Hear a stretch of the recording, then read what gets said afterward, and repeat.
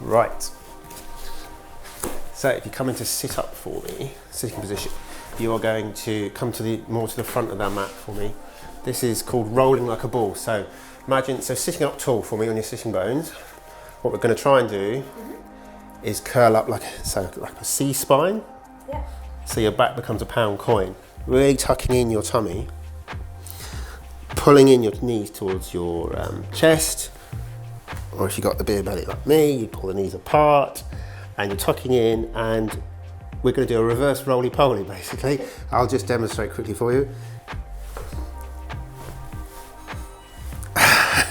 Breathing in as you go down, and breathe out as you come up.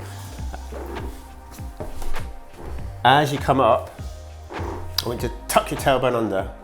That's it. So the idea is not to